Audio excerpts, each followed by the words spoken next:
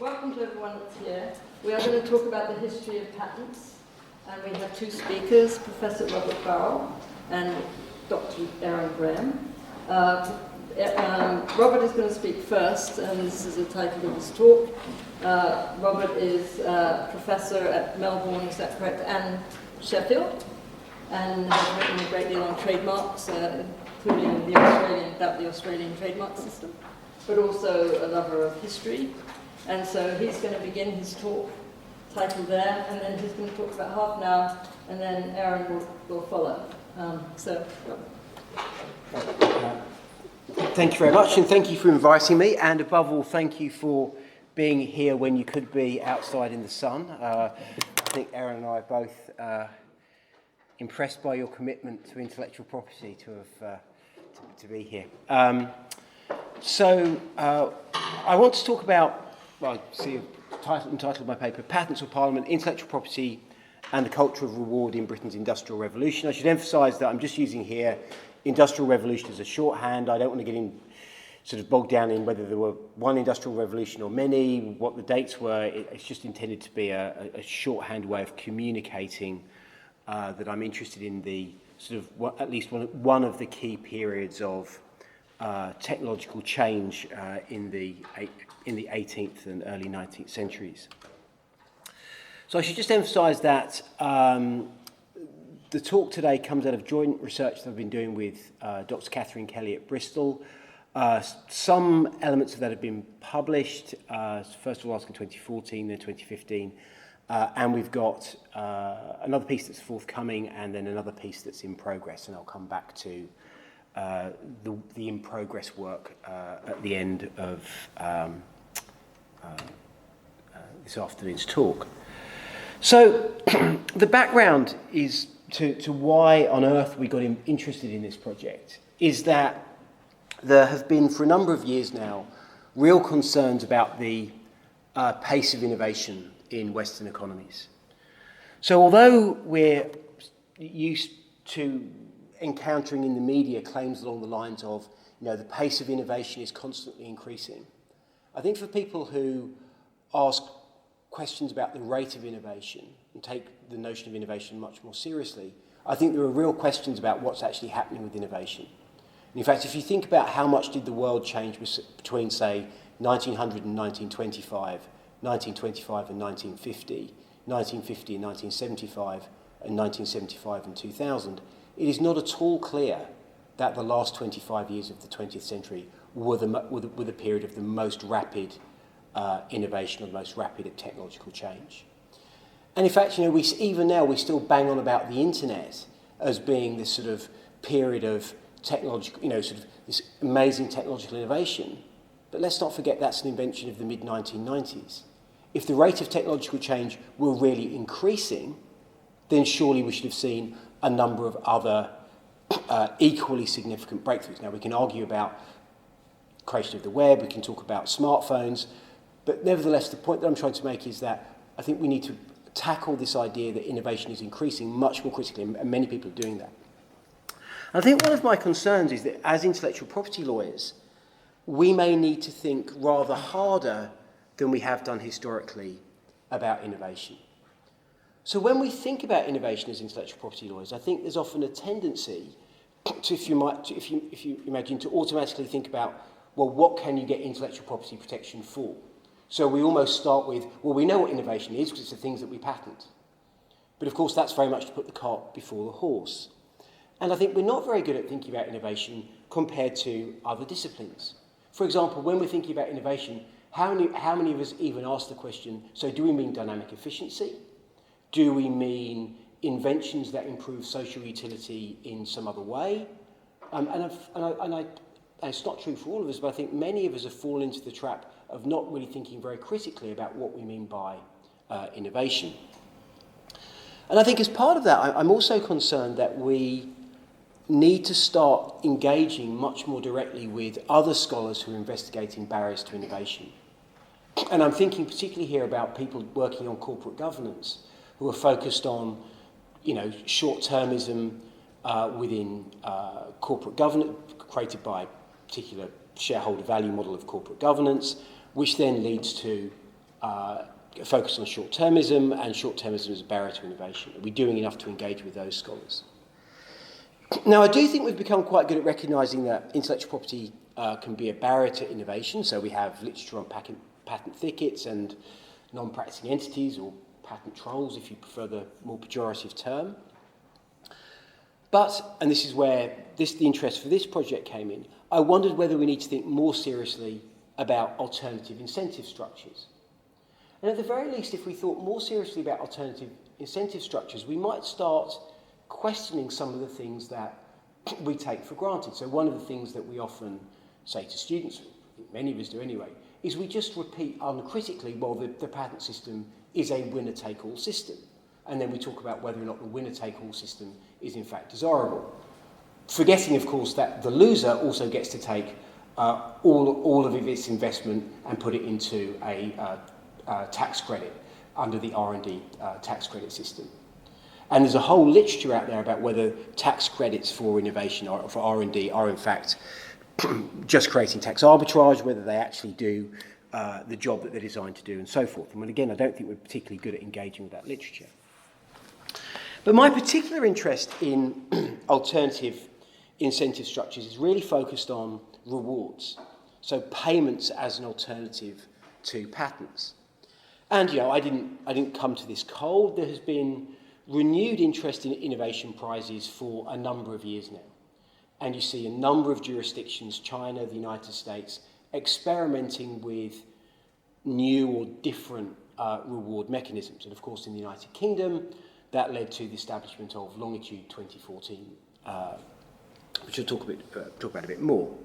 Now, this renewed interest has been both driven by and has been reflected in sort of a lot of sort of scholarly interest, particularly from economists and economic historians, in rewards as an alternative mechanism for incentivising innovation.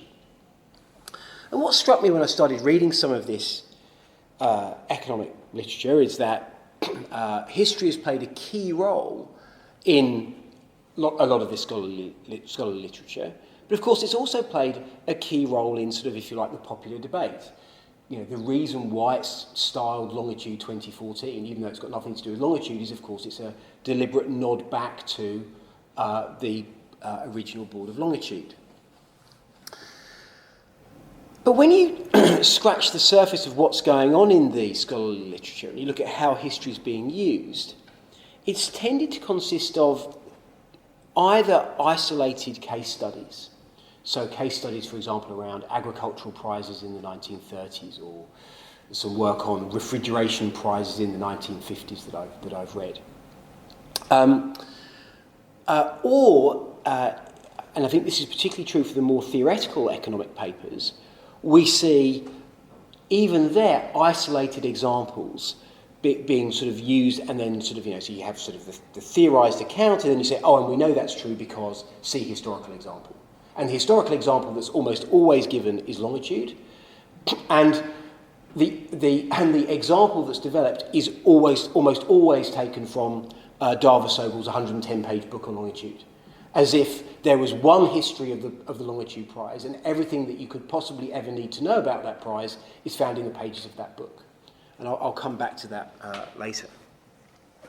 And so the theoretical literature, which I think was my particular starting point, has tended to produce a set of, I think, frankly predictable conclusions. So market mechanisms are generally to be preferred because of the relative efficiency of the market in identifying need and so forth. But that market failure is likely in some cases, last-line antibiotics being a popularly used example, because in order for a last-line antibiotic to be effective, it has to be prescribed in the smallest possible number of cases. So in order for the market mechanism to produce an adequate return on investment, you'd have to charge an extraordinary amount per dose. And there was always going to be resistance to charging, say, hundreds of thousands of pounds per dose, and so there was always a concern that the market mechanism was going to fail, and so that's often identified as the sort of circumstance where we might need to make greater use of reward systems. The other thing I would say about the theoretical literature from economics that you find quite a lot is that there is also certain background assumptions, and one that in particular concerns me is this idea that we find Terence Keeley developing, that the UK had a laissez-faire approach to innovation during the 18th century. And for those of you who don't know Keeley's work, his claim is basically the reason why Britain won the Industrial Revolution and France lost was because Britain left it to the market, whereas France tried to do it through the state. And you see that sort of idea, sort of that assumption, I think, underpinning the way something like longitude then gets used, longitude being the exception to the otherwise much superior market mechanism that the UK generally relied upon. And I suppose contrary to some of that, Catherine and I, following a number of conversations where we both knew different things about rewards that were happening during this period, we sort of came to the view that the problem with lots of what we were finding, particularly in the economics literature, was that actually the United Kingdom really had quite a strongly established culture for reward for innovation. And I suppose to give you a sense of our conclusion, I think it's probably fair to say that someone who created a socially useful invention could have a reasonable expectation that they would receive a reward from someone. And I'll talk a bit about the sort of the complexity of the reward mechanisms. And certainly, and I'll come and set out some of this in a moment, there's certainly evidence from the period that inventors were certainly aware of the existence of rewards, at least by the time they were requesting payment. So at least by the time they were going cap in hand, for example, to Parliament, by that stage at least, they were aware that other rewards had been paid previously. Now, of course, that doesn't actually really tell you necessarily that they knew prior to starting inventing, but it does go some way to showing that there was a kind of a cultural awareness of the existence of these rewards. And certainly within the some of the more scholarly literature being produced at the time, in Adam Smith's Lectures on Jurisprudence, for example, in 1762, he talks about the merits of rewards and patents. Now, of course, again, that doesn't tell you that people tinkering away in their 18th century equivalent to a shed actually necessarily knew about the reward system, but I think it does help go to establish the fact that there was this sort of culture that we could reasonably expect inventors to have some awareness of. And I think I'd also say as well that, when we're thinking about, well, what effect might this culture of reward had on incentives to innovate, I think we also have to think about optimism bias. So even if, in fact, we would say, well, there are dozens and dozens of inventors who never got anywhere near a reward, if we take optimism bias seriously, we would also probably say, but for most of those people who were tinkering away, if they were aware of this reward system, optimism bias might actually have led them to overestimate the likelihood that they would be a beneficiary of a reward. And again, just to give you a sense of our conclusions, just to be clear, we are not necessarily advocating greater use of rewards. And in fact, when you go through the 18th and early 19th century examples, there are some problems that are just simply difficult to overlook. And I think the standout one is the difficulty of the problem of patronage. You see some apparently worthy inventors not getting anything because they didn't have the right patrons, and other inventors who did have the right patrons getting rewards that seem difficult to marry to any obvious social utility for their invention. Reflects one of the criticisms that economists have developed, and I do think it's really important to flag that as an issue.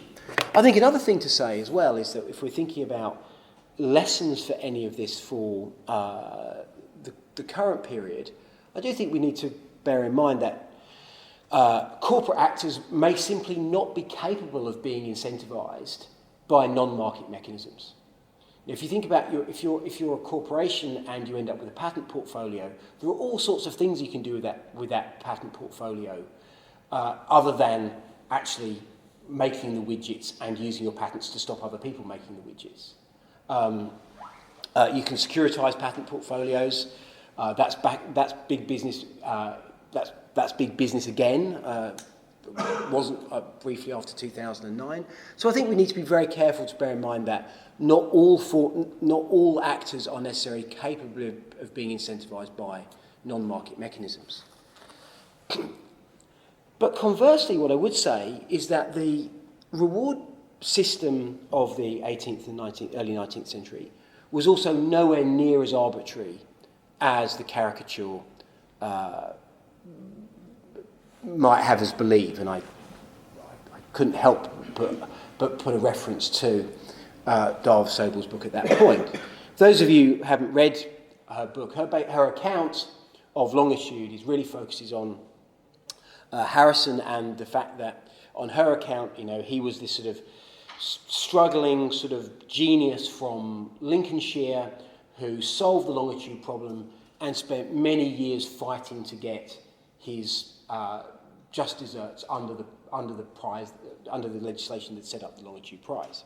In fact, if you look into it in more detail, you find that actually Harrison was an extraordinarily difficult character who was extremely secretive, who kept getting payments from the Board of Longitude even though he never actually revealed the full details of his invention, and actually whose timepiece never actually met the requirements set out in the original longitude legislation, and yet ended up getting paid the full amount.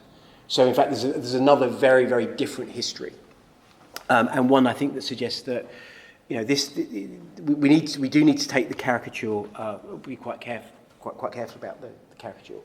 Also, of course, when we're thinking about sort of use of reward mechanisms today, I do think we need to bear in mind, before we become too concerned about patronage, and Aaron may well tell me that I'm talking nonsense, but my understanding is that actually you do also have to bear in mind what political life was like at the time, and actually the degree to which patronage shaped outcomes, I think, maybe gives some cause for concern now, but actually I think patronage characterised all aspects of public life in the 18th century, and it should hardly be surprising if this is another example. And of course, no one's advocating a return to the processes that governed 18th century reward mechanisms. And finally, a final introductory point is that I think if we are going to think more creatively about incentive mechanisms and the innovation ecostructure more generally, it's also important not to take the patent system as being unproblematic. I think we need to think really seriously about the political economy of the patent system, how powerful actors get to shape its outcomes, and how it's employed by patent practitioners. I mean, how many of us still encounter claims, if you think about how the patent system is described, how we describe it, this sort of idea that, you invent your widget, then you take it along to the patent attorney, and the patent attorney looks at the widget and then carefully turns that widget into a written description. And I remember the very first time I was in a room with a patent attorney, and the client walks in, and the first question the patent attorney asks is, who do you want to keep out of the market? Who do you want to inconvenience? It's nothing about a fair description of the invention. It's about this as a market-oriented weapon.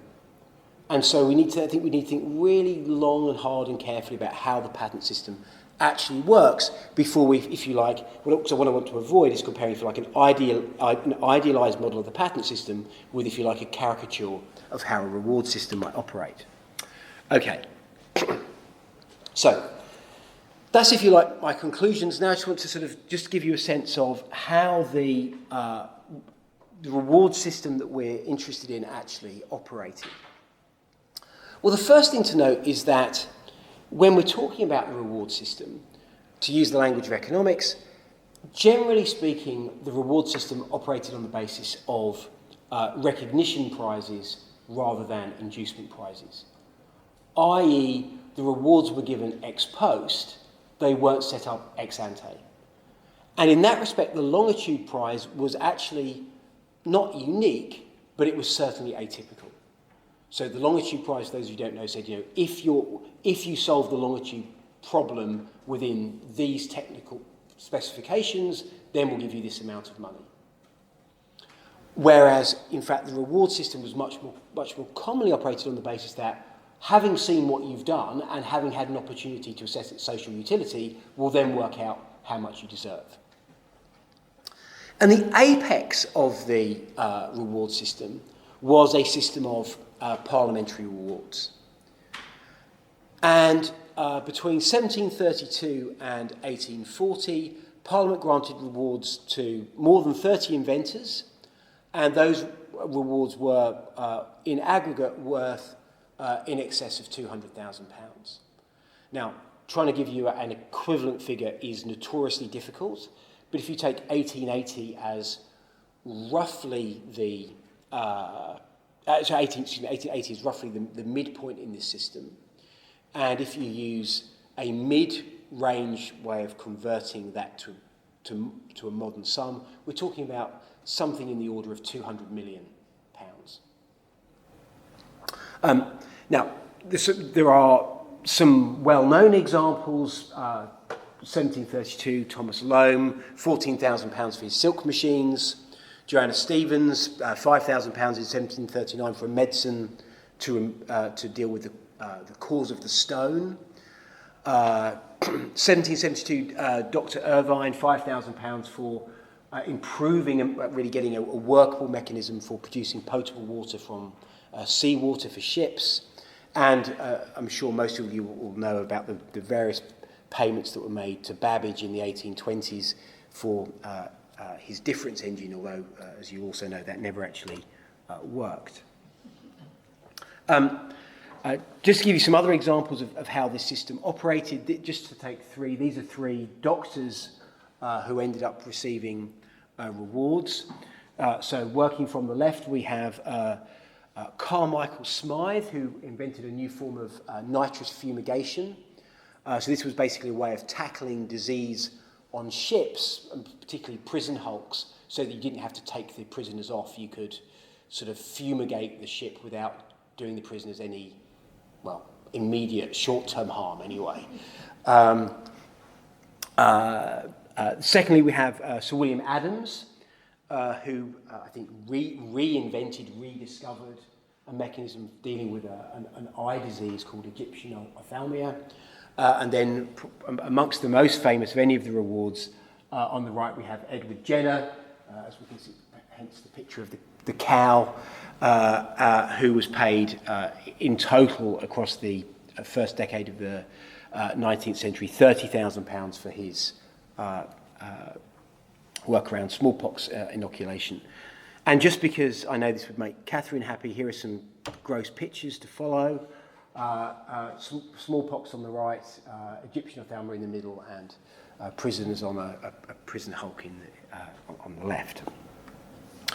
So, now I should say that it is possible, when I, to go back to my numbers, you can argue about particular payments, whether they should be in or out. So there was a payment in 1769 to Charles Dingley, £2,000 for a sawmill. That's because Parliament was trying to induce him to set up a sawmill. Now, admittedly, he'd created a sawmill and then a mob had burnt it down, and Parliament paid him to re-establish it. So you can argue as to whether or not that should be in or out. And if you want a good example of someone who's quibbled with a number of examples, Phil Johnson's just published a book that quibbles with about 3 or 4 of our examples at length. So, but I think we would defend all of them. But anyway. Okay. Now, what I really want to emphasise about this system, though, is that the system at the time was really marked by what, if you were kind, you could say was regulatory innovation, or if you want to be unkind, sort of a sticking plaster solutions to the problems of, if you like, incentivising innovation other than through the patent system. So we see Parliament getting involved in all sorts of different ways with a view to incentivising innovation. So pre-1835, we see Parliament giving a number of patent extensions through Act of Parliament. We see the grant of pensions. William Congreve, who invented, so these were both military inventions. William Congreve for his rocket, and Henry Shrapnel for creating a type of ordnance that, created shrapnel. And also experimentation with things like tax expenditure regimes, so reduction of tolls for innovative ways of transporting fish to London to feed the capital and so forth. But what I really want to get across, and this is the point about the idea that there was a culture of reward, is that Parliament was only at the apex of a highly complicated system. So there were all sorts of different bodies and organisations that would, at times, pay rewards to inventors. There's the Board of Longitude, and the Board of Longitude did not merely pay some money to Harrison. There were a number of other people who made successful claims on the Board of Longitude. There was the old Board of Agriculture, which was obviously focused on agricultural innovation. Also, and this is an idea that Catherine and I really want to develop, is that the Admiralty at this time often acted as, we would say, a surrogate department of innovation for the UK. So far from the UK adopting a laissez-faire approach to innovation, the state was really heavily involved. And the Admiralty in particular took a really strong interest in naval innovation. Now, of course, you may be saying, well, that's only one type of innovation, but it's actually the key type of innovation in this period. If you talk about, what are the innovations that really count, innovation in the naval sphere is absolutely up there as some of the most important things that the British state's worried about. We see private rewards via subscription. So George Stephenson, there was a subscription for George Stephenson to be paid a reward for his safety lamp after Sir Humphrey Davy was honoured by the Royal Society, and a number of people thought that Stephenson's contribution had been overlooked. And there are some weird and wonderful organisations, including the Anti-Gallican Association, which in the 1740s and 50s paid rewards as part of its mission to oppose the insidious arts of the French nation. But I think of these other bodies, I think unquestionably the most important was the Society of Arts, which established in 1755 and thereafter had a really serious role in both issuing medals to inventors, but also granting cash payments by way of reward. And one of the things that we're interested in, but we haven't done all the work on yet, is that there was actually a committee of the colonies at the Society of Arts, later I think called the Committee of Colonies and Trade, which was heavily involved in colonial innovation. Okay, so we've sort of done this work, and we've tried to establish in our published work that there's this culture of rewards. But the thing that we've become interested in is whether or not, or we've become interested in the extent to which this reward mechanism actually was an imperial-wide system. And we've really just started doing that work. And there's a number of reasons why we think it's interesting to try and answer that question. Now, I should say, at the moment, the only colony that we've really done any work for is New South Wales. We did send a research associate to Cape Town. In fact, it was my co-author's husband. But unfortunately, he ran off with the head archivist of the Cape Town archive. And I should say and so that's made Cape Town very difficult. And I should say, in case you're wondering if that's my attempt to embarrass my co-author, quite the opposite. She positively encourages that story to be told at every possible opportunity. So I did check, but she reiterated that she would be keen for me to tell that anecdote. So anyway, these are the rewards that we found in New South Wales. And you'll see that the rewards mostly took the place of grants of land. That was the thing that was the way the colonial government in New South Wales issued rewards. But we have got a number of examples of grants of land being given. So we found 3 where we're absolutely sure that some kind of grant of land was given, and we've got 2 others that we need to follow up if we can. We just simply haven't. The we just simply couldn't find any other records in the State Library of New South Wales. But then we met Aaron, which also I think Aaron will talk about some of this. I think we've got some added reason now to be more confident that this is not a New South Wales only phenomenon. And this is, I suppose, what I want to, and I hope these themes and questions sort of then lead into Aaron's talks. This is where I'm sort of going to finish. So it seems to me that there are a number of things that we can tell from the New South Wales example. So first of all, it seems to me the spread of this legal technology suggests that rewards really were an entrenched part of the innovation policy landscape for the imperial government. And certainly if you look at how this was administered, there was, if you like, it seemed to be an immediate degree of comfort from the colonial government in New South Wales that these requests were routine. There's no sense that these are somehow beyond the pale, or this would be breaking new ground, or what is this? There seems to have been an immediate comfort with the idea that this is something that the colonial government might indeed do. There's also I think we've got some evidence that inventors knew of earlier awards in the colony from some correspondence we found, even before applying for a reward from the colonial government.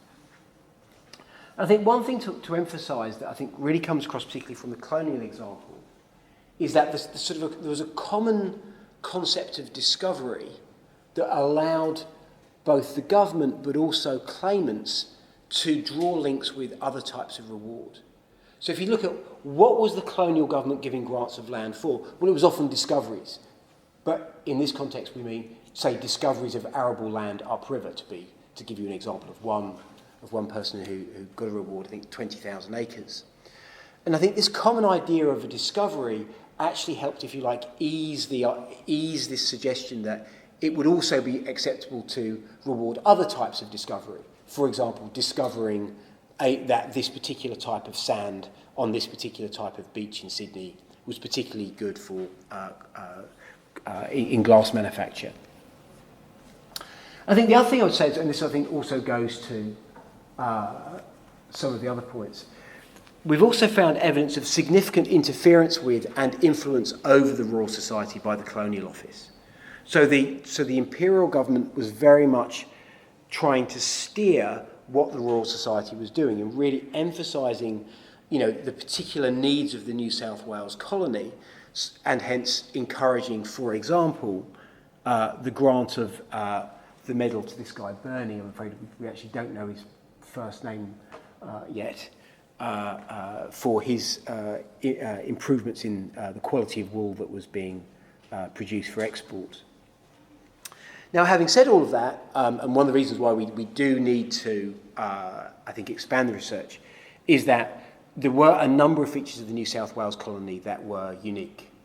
If you look back at in particular, in this period in particular, it's really it's a very militarised colony.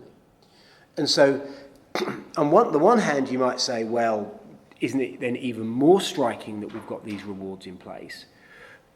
But I think we'd also need to, because of its, I think, unusual nature, we would also need to be a little bit careful about drawing broader conclusions. And with that, I'll hand over to Aaron, who I think may be able to talk about a slightly more typical colony for the period.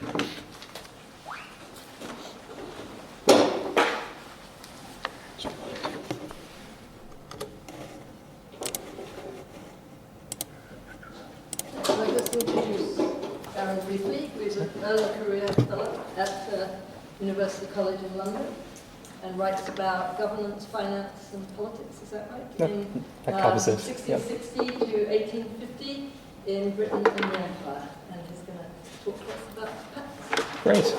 Well, thank you very much for the invitation to come and speak, and thank you to Robert for usefully laying out, I think, the context, so I can now speed over that and get to the meat of the matter a bit more quickly.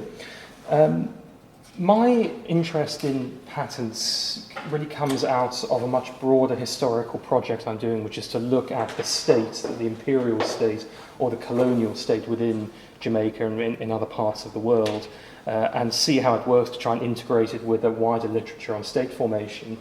And what I've seen in that is a rise in both the internal legislation passed by Jamaican colony in the long 18th century, this period between 1660 and 1850, and a rise in taxation as well. And as I was putting together this database of legislation that allowed me to do this, I came across several instances of patents being passed by the legislature, and this is where my interest in these comes from.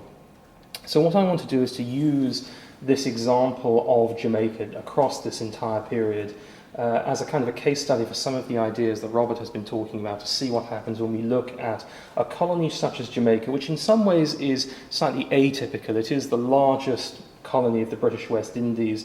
It rises in population to about 350,000 people by the end of the 18th century. Most other colonies don't have anywhere near the amount of activity that Jamaica has. But in other respects, it is rather typical. Most of the other plantation colonies of the West Indies look like it in terms of their society and their economy, in terms of their politics and their political makeup. And I think it provides this really nice long sweep of time when we can see the development of an interesting mixed economy of innovation where things such as patents, both imperial and colonial, and I'll explain what I mean by that in a second, as well as grants, fit together into a unified system. And I think what we do see here is a culture of reward which mirrors quite closely the one we see in Britain in the same period as well.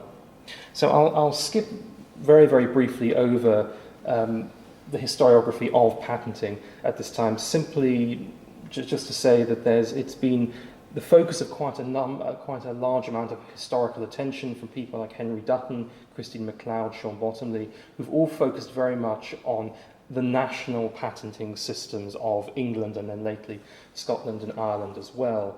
And that's been mirrored by work by people like Richard Sullivan, Kenneth Sokoloff, David Jeremy, Zarina Khan, about the patent system in the US after 1790, which mirrors it very closely. What hasn't happened so far is a study either of places like Jamaica as patent systems themselves, or an appreciation of how these colonial patent systems fit within a wider imperial context where these are not running side by side but actually overlapping with each other. So I think that the study of Jamaican patenting has something to offer to our understandings of how a transnational patent system might work, or what it looks like, or the kind of issues that come up when this is being studied. And my particular approach to Jamaica and the role of patents there has been informed by an article published by Camilla Hurdy in the States on US state patents in the 1780s, and she argues that the states retained and retain the right to pass their own patents alongside federal US patents, and that these serve complementary rather than competing purposes by helping to make technology workable. Unlike modern US patents, she says, early American patents were not uniform rights granted by a specialized agency with the sole job of reviewing and granting patents. Rather, they were individualized, semi-contractual arrangements between the sovereign and the patentee, created in statutes by the legislatures and assemblies. The primary requirement was investing the time, money, and labor required to establish a working technology that produced beneficial results for the community. And what I want to argue is, firstly, the Jamaica patents were similarly a complementary part of the imperial patent system. Secondly, that they operated alongside grants, that they were tailored to the invention and the inventor. And thirdly, that the result was a transnational mixed economy of innovation that supported a culture of reward. So, I hope that you can see most of the details here. These bars here are a measure of the total number of English patents passed every year between 1660 and 1850.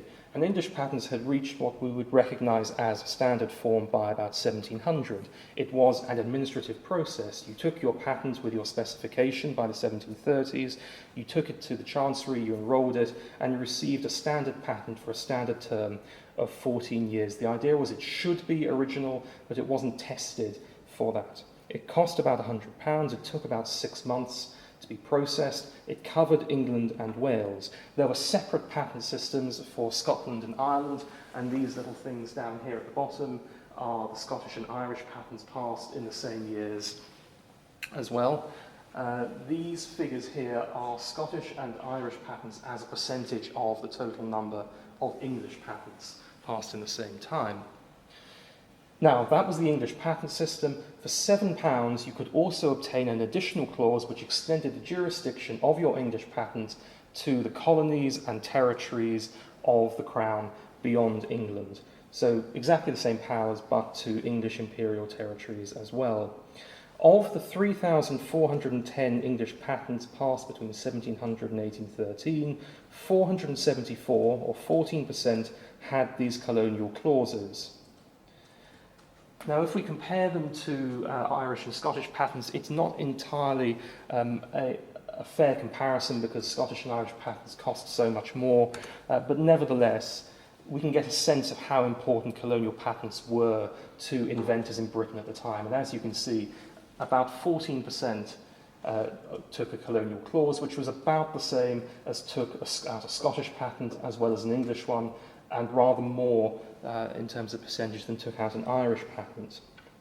There's a gap in the statistics up till 1847 to 52, but you can see that by that time colonial patents, about 40% have a colonial clause, which is about the same as the number of Scottish patents, and again Ireland is about 4 times less important to everyone.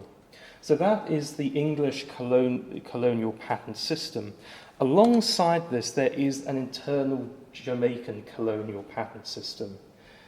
And as you can see here, the black bars are the patents that were passed, the shaded ones are the ones that have failed, and the grey ones are grants, and I'll get back to those later on. There were about 90 applications for patents to the Jamaica Assembly in this period. About 60 were successful, representing about 50 separate inventors. And what you'll see here is, of course, there is a clear profile to the patents. They rise in the last half of the 18th century, they peak in the 1780s, and then slowly decline, and the mixture of them changes slightly as well. Now, the question that I wanted to address is why, if you have an English imperial patent system, why go for a Jamaican colonial patent as well? What does it offer you to have something that essentially mirrors the jurisdiction of the English system? Well, I think we need to look at the context here. The Jamaica General Patent Act was only passed in 1857. It is, in fact, the one that is still in force today. In the 18th century in Jamaica, colonial patents were obtained from the House of Assembly, the local legislature, as a private bill. In other words, the procedure was not that you take your invention to the Chancery and enroll it. Rather, you petition the House of Assembly with details. They appoint a committee who examines it. They then recommend whether a patent will be granted, and if they do recommend that, it's passed as a private bill by the council, signed off by the governor, then sent home to Britain to be confirmed. There are two key points in which this differs from the English or imperial system. The first is there is scope for a much greater degree of examination in these patents, and secondly, there is a greater flexibility of patent powers. What the Jamaican Assembly is particularly concerned about is not just novelty, but also practicality and usability, in the same way that Camilla Hurdy has shown for the US state patents. Does the invention, in other words, justify the grant of this monopoly privilege? And what would happen is that when this patent was submitted, it was examined by a committee of members of the legislature, by and large planters, familiar with the technological and economic needs of the island, who could see whether this was a useful and practical patent. We can see, for example, this in the petition of Edward Woolery to the Assembly in 1774. Woolery was a planter in the island. He's also an engineer. He develops a new sugar mill. He receives a grant in support of it in 1771. He takes out an English patent in 1773, but then comes back to the island in 1774 and asks for a colonial patent as well. And as you can see, what he does is that he stresses the novelty, that it differs in many particulars from those hitherto obtained, but also stresses that it is workable, usable, and practical. It's a new invented mill which, from repeated trials, has been found to do considerably more execution than those hitherto made use of, with the same power, testimonials of which the petitioner will produce to the House. So it's really emphasising that this is workable and usable. What it's also doing as well is asking for additional powers beyond a mere recognition of the intellectual property here. He wants provision to license it, to enable others to erect mills on the same pattern or such other relief as the House shall see meet. So patentees have to develop to demonstrate novelty, utility, and practicality. This reflects the fact that the patent is a very powerful tool being used by the Assembly, essentially as a piece of economic legislation to promote a certain area of economic activity. And what we can see is that they tailor these patents to these particular needs. They add additional powers that are seen to be useful in order to achieve these goals, and that there are various ways this can take place. For example, Samuel Sainthill, a Barbados inventor, invents a new way of clarifying or refining cane liquor. And he gets a patent, and as you can see, he takes down an advertisement saying that where it's been pirated, where other people have tried to do it, they've always failed, but that he himself has this patent, he will undertake the workmanship himself, he's entered into partnership with other people who will do it for him. So the patent is being used here as a way of justifying and strengthening his own control of it, but he's making it clear that he will offer it to other people as well, and he'll contract with other manufacturers who will sell the apparatus needed for this to people who want it. Well, Sainthill dies in 1781. His administrator, or his executor, adopts a different method and says that he will grant licenses to people who choose to hang their coppers, who hang the copper vessels used in refining cane liquor according to the said Samuel Sainthill's method, agreeable to the patent. And as you can see, by 1782, he's encountering some of the problems with this approach, finding it very difficult to enforce the payment of these licensing fees. And I think it rather nicely seems to appeal to people's sense of honour and asking them to pay the necessary fees rather than trying to enforce it a bit more generally. So that is how a colonial patent system works. It offers these very, very strong powers that can do more than just recognise the fact that this is a piece of intellectual property, that can actually offer legal powers that help diffuse the invention throughout the society in Jamaica as well.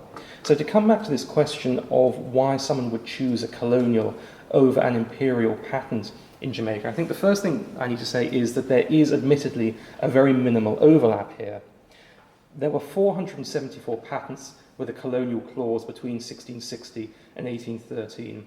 Only 14 of them were also patented in Jamaica. There were about 60 inventions in Jamaica between 1664 and 1857. 20 of them were also patented in England. So there's a relatively limited amount of overlap here. But nevertheless, there is a value of colonial patents to colonial inventors.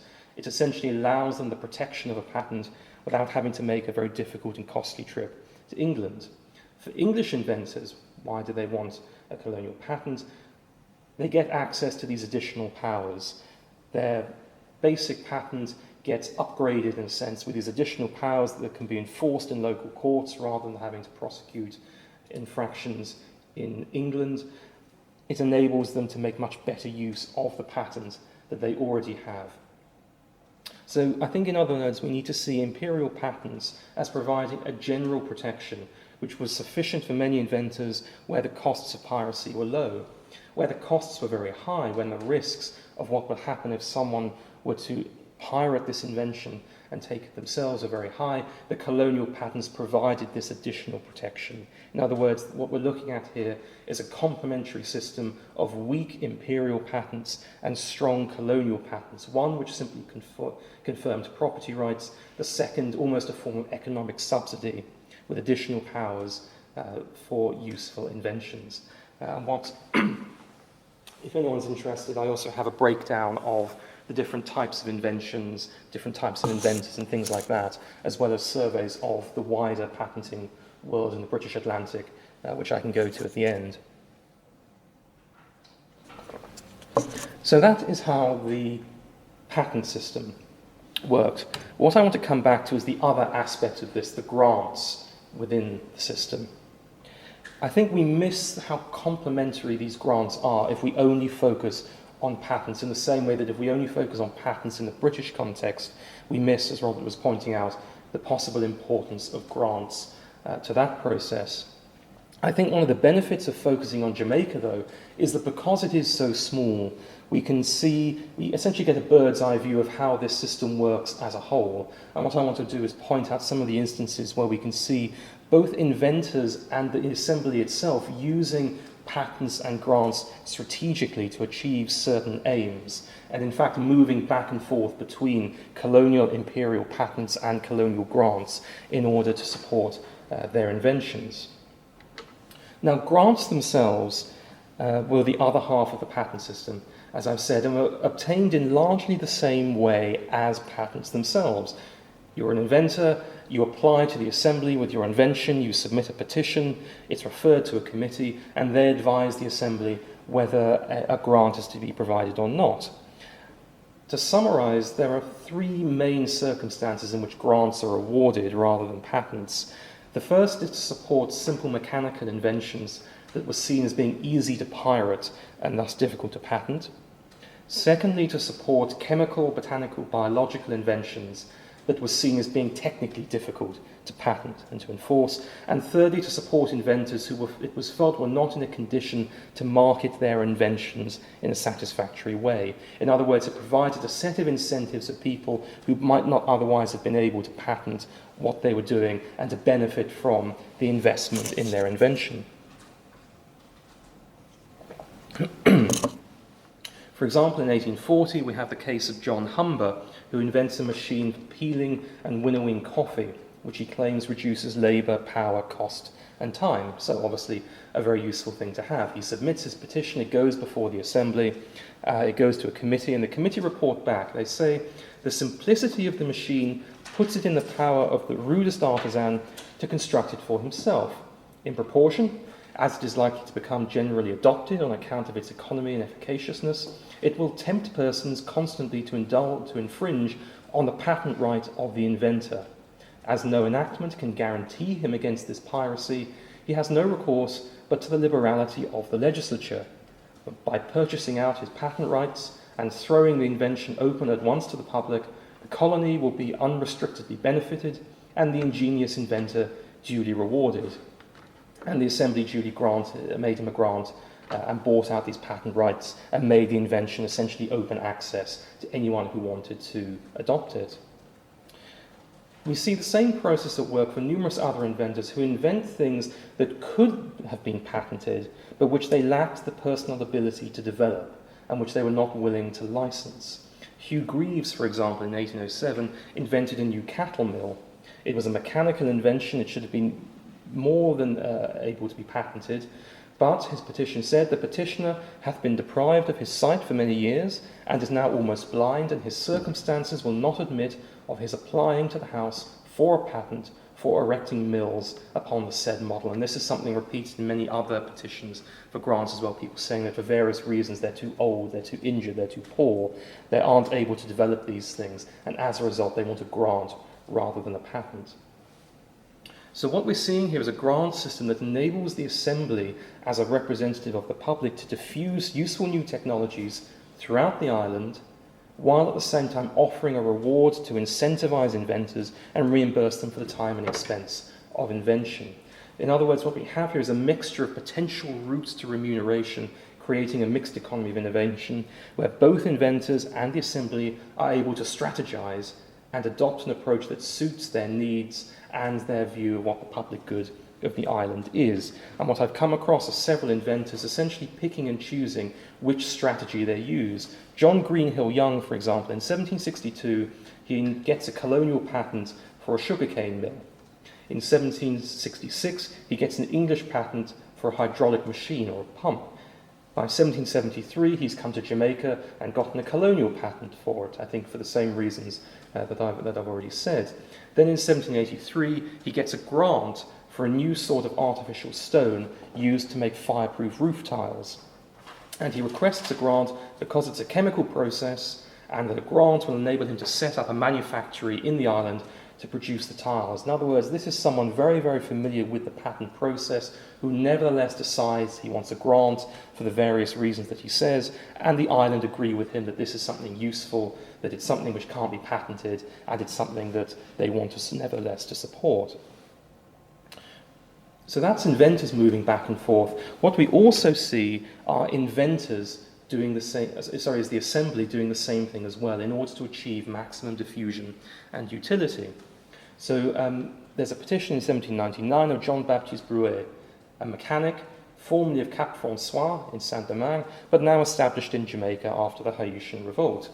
Saint-Domingue is, until this point in 1791, the leading producer of coffee in the Caribbean.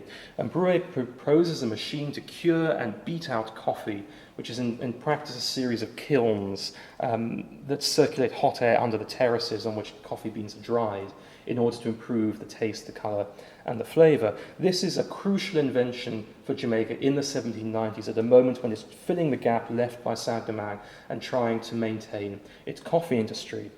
Bruet requests a patent. The petition is referred to a committee as per the usual procedure, but they report back that, well, as you can see, that although they acknowledge it is the petitioner's plan will prove of great utility, that he is entitled to a patent right thereof, he's not naturalised, and he's unable to pay the fees for the private bill.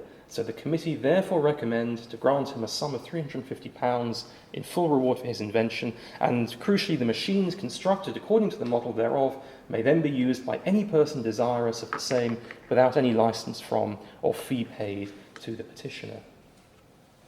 By the same token, we have something going in the other direction as well. William Roach of Kingston lobbies in 1788 for a grant for a machine on simple principles for raising water, in which he says, here again, that this language of being useful and practical is very much to the forefront. He's disclosed its principles to fire wardens in the parish of Kingston, whose names are subscribed, but as the public disclosure thereof will deprive the petitioner of all benefit of his discovery from the certainty of its being immediately imitated and becoming the general mode of raising water, he therefore prays the House will make him such reasonable compensation, a grant, for making his discovery public as to them shall seem meet. In other words, he's asking for a grant for exactly the reasons that I've already laid out. What happens, however, is that the committee of the Assembly meet and make the decision to give him a patent. I've gone back to the original records. I can't work out why they decided that a patent was appropriate. Maybe they didn't believe him when they said this thing was easy to imitate. Nevertheless, they decided it would be better for the island to give him a grant, to give him a patent, and therefore he receives a patent and very, very soon after places advertisements in newspapers that offer licenses to people using the machine, with the added incentive that not only will they get the right to use it without the fear of being accused of piracy, but he will most cheerfully assist them with every necessary information respecting the nature and principles of the machine that may be in his power to give. So in other words, not only do you get the machine, you get the inventor helping you to set it up as well and making it effective. And as you'll see at the bottom, Mr. Stamp at the east end of Kingston has been contracted as an artisan to construct the machine in the completest manner, and he's also appointed agents in Montego Bay at the western end of the island, and George Woodbine in Savannah Lamar, also the west end of the island, to grant licenses on his behalf in order to facilitate the distribution of it. In other words, I think what we have here is evidence of an assembly taking a strategic, or at the very least considered, approach towards what I'm calling this mixed economy of innovation, with the aim of ensuring that there's a maximum diffusion of useful inventions at a minimum cost to the state itself. So, what conclusions am I drawing from this? What I'm hoping to demonstrate is that the economy in Jamaica in this period advanced, and that the Jamaican state and society took an active role in supporting its development through various means, but including patents. And that, as a result, I think that the case study of Jamaica offers three broader conclusions, thinking about what a transnational and colonial system of patents and grants looks like. Firstly, to repeat Hurdy, I think that imperial and colonial patents, or federal and state patents as she puts it, are part of a complementary system, that we have weak imperial patents that merely register intellectual property, which have low barriers to entry but also potentially a low impact, especially outside England. Alongside that, we have strong colonial patents that don't really duplicate these imperial patents. They're much more difficult to obtain, so most English inventors don't bother, but for colonial inventors and for British inventors with inventions that they think are profitable and likely to be pirated, they provide further privileges that are useful and which make the invention practical, such as licensing powers, such as specific requirements about exactly how much it is necessary to pay to license inventions, strict punishments for piracy, the extension of patents in certain circumstances. And in that respect, this is part of a considered policy to diffuse innovation by offering these additional advantages. Secondly, I think we see grants and patents in Jamaica as part of a complementary system. They're secured in much the same ways and they fill overlapping roles. They support inventors with innovations that couldn't be patented or which they weren't able to exploit. And I think that as we move into a wider study of grants in Britain itself and in the wider empire, we'll see this pattern being repeated again and again. Thirdly, I think this mixture of imperial patents, colonial grants, prizes, subsidies, rewards, constituted a mixed economy of innovation. And what we can see within that is inventors and the state itself using strategies to deliver the best outcome for themselves, to create a culture of reward that creates an environment in which people feel incentivized to innovate, to invent, to bring these innovations forward and make them useful. Thanks very much.